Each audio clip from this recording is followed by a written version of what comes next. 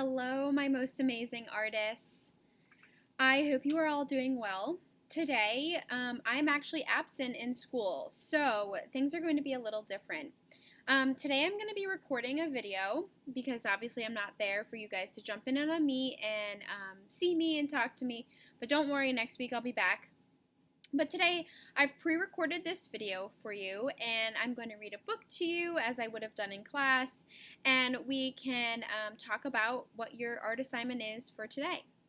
So for those of you who are kindergartners and who have never met me before, my name is Miss Guastini, and for those of you who have already met me but maybe forgot since last year, again, my name is Miss Guastini, and I'm going to be your art teacher this year. I'm so excited to get to know you and to see all of the art that you're going to make this year. Next week, we'll talk about rules and expectations and all the fun things we're going to do in art. But because I'm not here today, it's going to be a little different, and that's okay. So we're going to jump right into a fun activity, and next week we'll talk about all that other stuff. So today we're going to begin by reading this book, which I just bought. I love it. It's called What If? And some of you might remember this, but if you're new or you've forgotten, I love books because all of the pictures in books are actually a form of art. Okay, there's an artist somewhere in the world who drew this picture for this book, and those are called illustrators or illustrations. And so I love books because I love to look at the illustrations, but I also love books that have a great message or a great story. And this is one of those. So today we're going to read What If?, which is written by Samantha Berger and illustrated by Mike Corrado. That means he was the artist. So what if? I will do my best to read and then show you the pictures on both pages, but it's a little tough on this camera, so just bear with me. So it says, what if? With a pencil and paper, I write and draw art to create many stories that come from my heart. So here she is drawing some pictures. We've got a dragon. It looks like she's drawing a self-portrait, a unicorn, a rainbow, all sorts of things. But what if that pencil one day disappeared? I'd fold up the paper till stories appeared. So she's thinking, what if I didn't have a pencil? How would I make art? Well, you could just try folding up your paper and making origami. And what if that paper was no longer there? I'd chisel the table and then carve the chair. So these are all wood shavings. Again, another type of art. Art isn't just drawing. There's origami, or there's, furniture making, which is actually a type of art. And what if there wasn't a chair here at all? I'd chip and I'd peel at the paint on the wall.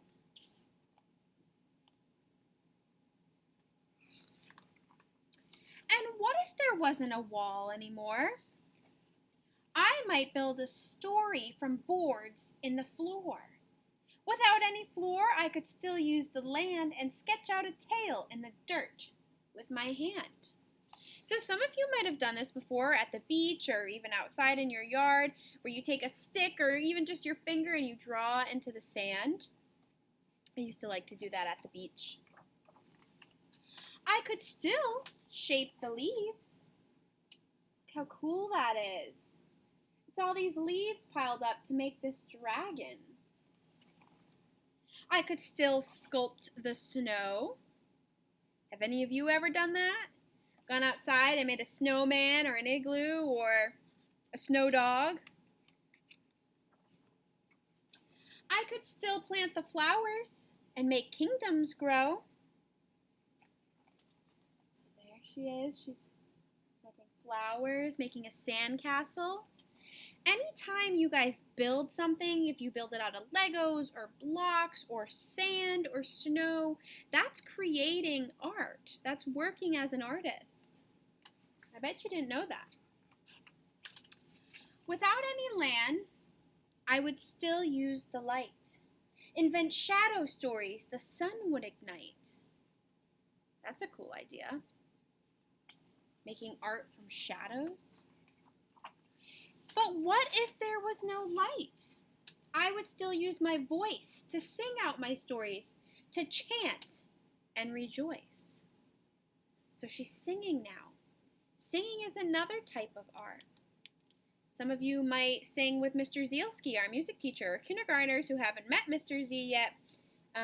Maybe you'll get to do some singing with him. I'd still have my body to twist and to bend, to dance out my stories, beginning to end. If you're home right now, get up for a minute and dance a little. Look at all her dance moves. And look how cool this illustration is. Look at all the colors. It looks like splattered paint. If I had nothing, but still had my mind, this is so fun when books do this. Look at this. I have to back up a little. There'd always be stories to seek and to find.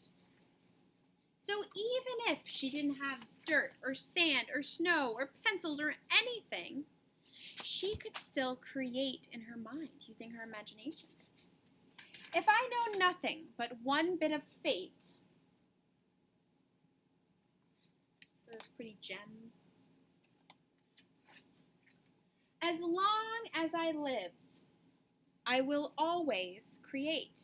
And this might be what some of you look like right now. If you're at home making art watching this video, maybe you're set up at a little table in your room. Art isn't just made in the art classroom. Art is made anywhere. You can make it at home, in your yard, in your regular classroom. As long as I live,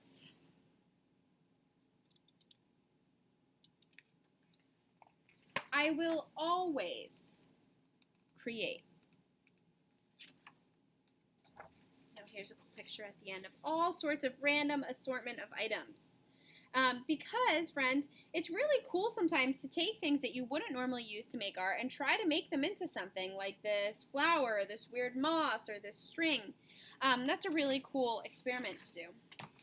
Now, I just want to read a little small note here from the author and the artist, and I love that they write artist because, like we talked about before, the person who made all these pictures is an artist.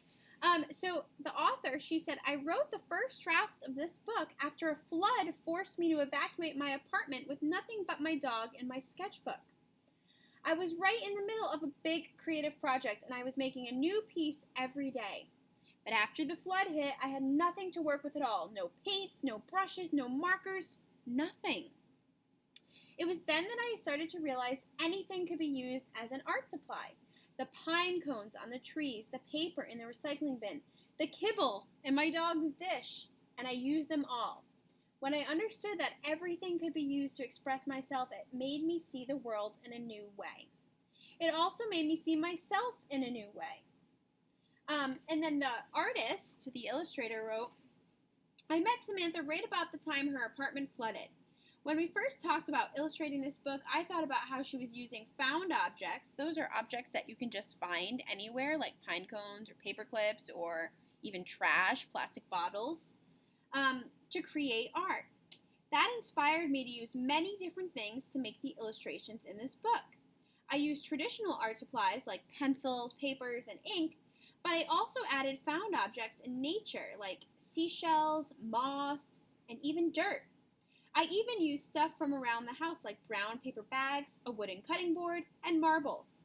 You can create with just about anything, but the most important art supplies you have are your mind and your heart. When you use them both, everything you make will be beautiful. So, friends, I love this book for so many reasons, but what I really want you to understand is that whether you're making art at school or you're making art at home, you can use anything you have to make art. So even if I send out a lesson this year and I say, oh, it'd be best if you used crayons and pencil. If you don't have crayons, you can use colored pencil.